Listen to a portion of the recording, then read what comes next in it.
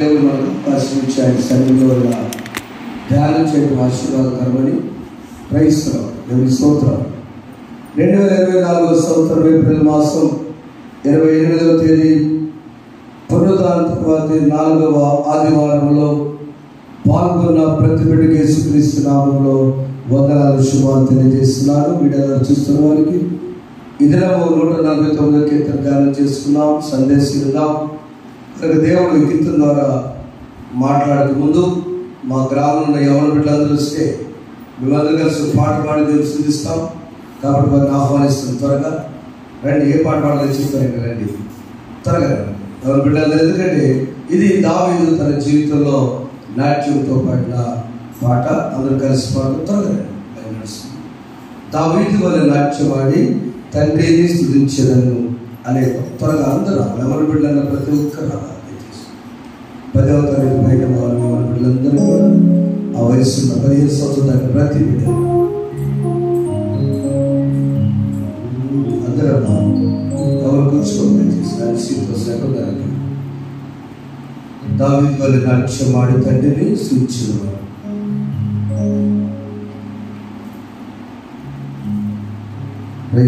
దేవుని స్తోత్రం.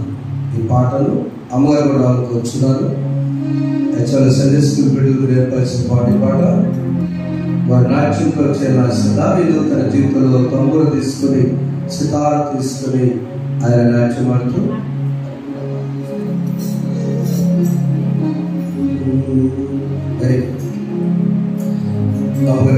దావీదు వల్లే నాట్యమాడి తండ్రిని స్తుతించెదను. దావీదు వల్లే నాట్యమాడి తండ్రిని స్తుతించెదను. యేసయ్యా స్తోత్రములు, యేసయ్యా స్తోత్రం.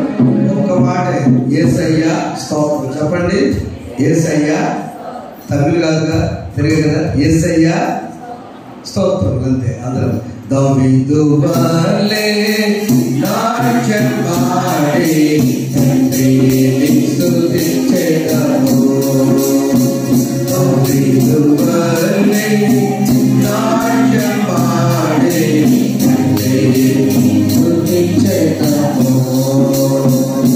యేసయ్యా స్తోత్రములు, యేసయ్యా స్తోత్రములు, యేసయ్యా స్తోత్రములు, యేసయ్యా స్తోత్రములు. దావీదు వల్లే నాట్యమాడి తండ్రిని స్తుతించెదను. తమ్ములతోను సీతాలతోను తండ్రిని స్తుతించెదను. తమ్ములతోను సీతాలతోను తండ్రిని స్తుతించెదను. యేసయ్యా స్తోత్రములు, యేసయ్యా స్తోత్రములు, యేసయ్యా స్తోత్రములు, యేసయ్యా స్తోత్రములు. దావీదు వల్లే నాట్యం ఆడి తండ్రిని స్తుతించెదను. దావీదు వల్లే నాట్యం ఆడి తండ్రిని స్తుతించెదను. దేవుని స్తోత్రం. దావీదు వల్లే నాట్యమాడి, ఈ నాట్యం మీకు అర్థం కావడం కోసం చెప్తున్నారు. ఆ తంబూర సంక్రాంతి పండుగ టైంలో హరిదాసు గారిని కార్యక్రమం చూసారా, అది అక్కడి నుంచి వచ్చింది. హరిదాసు టంలో అమ్మాయి ఆ దినాల్లో అది ఎవరు లేదా తెలియదు.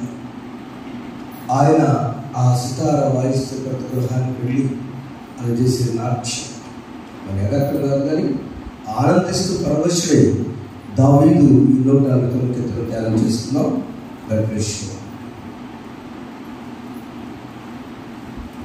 దేవుని నామానికి స్తోత్రములు. మీ అందరికీ నా హృదయపూర్వక వందనములు. మీరు ధరిస్తున్న వారికి కూడా నా హృదయపూర్వక వందనములు. 149 కీర్తనకి వచ్చి ఉన్నాం.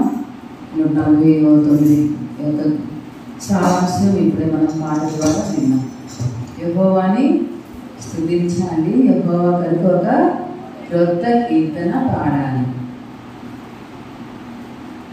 ఎందుకు స్తుతించాలి చెప్పుకున్నాం మనం. స్తుతి అనేది మన పరిస్థితులను మారుస్తుంది. దేవుని ఎట్టి పరిస్థితులైనా సరే, అవి ఎలాంటి పరిస్థితులైనా ఆ పరిస్థితిని మనకి అనుకూలంగా మారుస్తుంది దేవుని స్తుతించేటువంటి పరిస్థితి. కాబట్టి మనందరం కూడా దేవుణ్ణి స్తుతించాలి. స్తుతించుట ఎవరెవరు స్తుతించాలి, ఎలా స్తుతించాలి, ఎందుకు స్తుతించాలి అని మనం 146వ కీర్తన నుంచి కదా మనం తెలుసుకుంటుంది. ఇవి ప్రత్యేకమైన కీర్తనలు, ప్రత్యేకమైన స్తుతి కీర్తనని మనం చెప్పుకున్నాం. కాబట్టి ఇక్కడ ఎందుకు స్తుతించాలి అంటే ఉందని చూడండి. 149వ కీర్తన, యెహోవాను స్తుతించుడి, యెహోవాకు క్రొత్త కీర్తన పాడుడి. ఎక్కడ భక్తులు కూడుకుని సమాజంలో ఆయనకు స్తోత్ర గీతము పాడుడి. ఎందుకు? ఇశ్రాయేలీయులు తమ్మును పుట్టించిన వారిని బట్టి సంతోషించుదురుగాక, సీయోను జనులు తమ రాజును బట్టి ఆనందించుదురుగాక. స్తుతి ఎందుకు వస్తుంది అంటే దేవుడు తమను పుట్టించిన వారిని బట్టి సంతోషించాలి. దేవుడు మనల్ని పుట్టించినందుకు సంతోషించాలి. మనం ఈ విధంగా పుట్టించినందుకు సంతోషించాలి. మానవునిగా పుట్టించినందుకు సంతోషించాలి.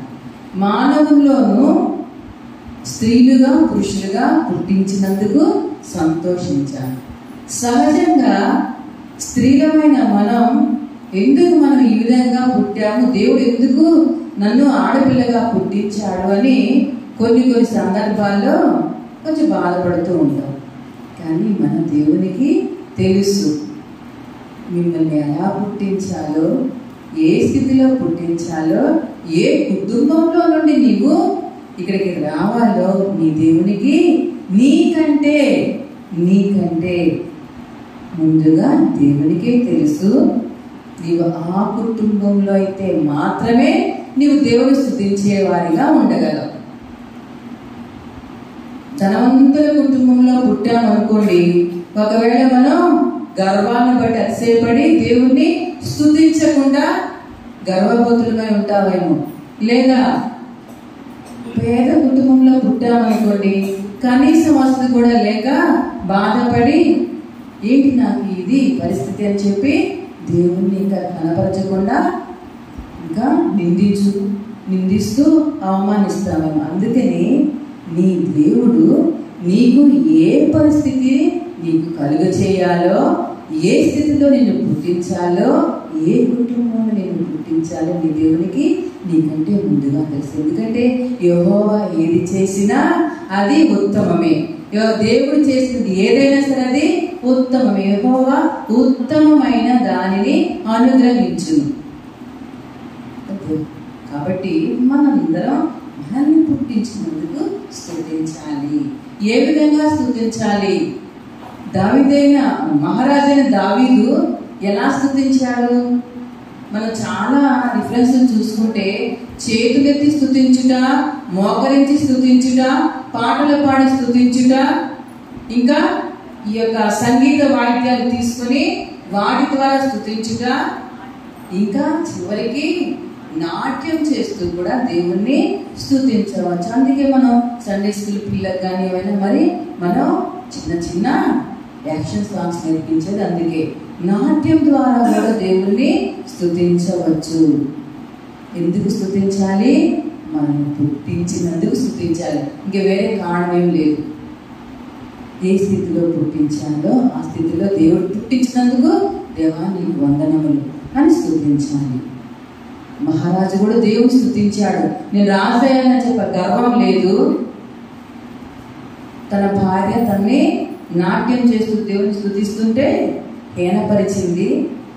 అయినప్పటికీ ఏమి భయపడలేదు, బాధపడలేదు, సంతోషిస్తూ అందరితో పాటు నేను కూడా నా దేవుని స్తుతిస్తాను అని చక్కగా నాట్యంతో దేవుని స్తుతి. వీలుంటే ఈసారి చిన్న బిడలే కాదు, పెద్దవాళ్ళు మనం కూడా చిన్న చిన్న స్టెప్స్ నేర్చుకుని దేవుని స్తుతిద్దామే కాదు. దేవుని స్తుతించాడు, మహారాజే దేవుని స్తుతించారు. మనం ఎంత మాట్లాడు వాళ్ళం. ఏ విధంగా? తనకు వచ్చిన నాట్య ప్రదర్శన ద్వారా. అలాగే మనం కూడా దేవుణ్ణి స్తుతించినాం. ఎందుకు స్తుతించాలి? దేవుడు మనల్ని పుట్టించినందుకు స్తుతించాలి. మనకి దేవుడిగా ఉన్న మన రాజుని బట్టి స్తుతించాలి. మన రాజు, మన దేవుడు ఎవరు? మన తండ్రి అయిన దేవుడే. కాబట్టి ఆయన స్తుతిద్దాం. ఏ విధంగా స్తుతిద్దాం? వారానికి కొత్త పాట నేర్చుకొని స్తుతిద్దాం, లేదా నెలకు కొత్త పాట నేర్చుకొని స్తుతిద్దాం. ఇక్కడ కొత్త పాట, ఒక పాట ఉంది. అది నేను రక్షణ చుక్క అనే చిన్నప్పుడు రక్షణ చుక్క అని ఒక క్యాసెట్ వచ్చేది. ఆ క్యాసెట్లో ఉంది. అది మరి ఈ వారంలో నేను చూసినా కూడా అది నాకు కనిపించలేదు. ఎవరైనా సరే ఉంటే కనుక ఆ పాట ఒకసారి నేర్చుకోవాల్సిందిగా తెలియజేస్తుంది. చిన్న వచ్చిన నాకు గుర్తుంది, అది పాడతాను నేను. క్రొత్త పాట నా నోట పలికింది పూట, క్రీస్తుని స్తుతి పాట పలకాలి ప్రతి నోట. క్రొత్త పాట నా నోట పలికింది పూట, క్రీస్తుని స్తుతి పాట పలకాలి ప్రతి నోట. ఈ పాట ఎక్కడైనా మీకు కనిపిస్తే, దొరికితే కనుక ఈ పాటను ఒకసారి నాకు కూడా మరి చెప్పాలని నేను కోరుతున్నా. మర్చిపోయాను నేను ఆ పాట కూడా. అయితే మనందరికి వచ్చినటువంటి పాట, చిన్న పాట పాడుకుందాం. మనకు వచ్చిన పాటే, క్రొత్త పాటే, పాత పాటే, అదే మనందరి నోట. ఏం పాట అది? నా నోట క్రొత్త పాట నా యేసు ఇచ్చెను. నా నోట క్రొత్త పాట నా యేసు ఇచ్చెను. ఆనందించెదను, ఆయననే పాడెదను జీవిత కాలమంతా. హల్లెలూయా, ఆనందించెదను, ఆయననే పాడెదను జీవిత కాలమంతా.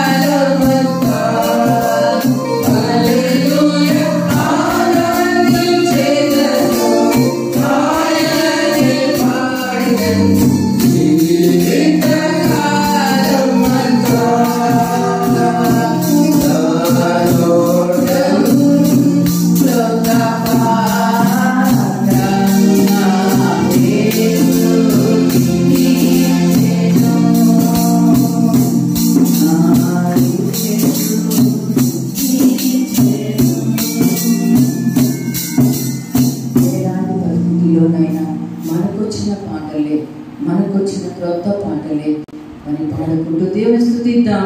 వీలైతే నాట్యంతో కూడా దేవుణ్ణి స్తుతిద్దాం. అలాంటి గొప్ప కృప మన దేవుడు మన సంఘంలో ఉన్న ప్రతి బిడ్డకు దయచేయును గాక.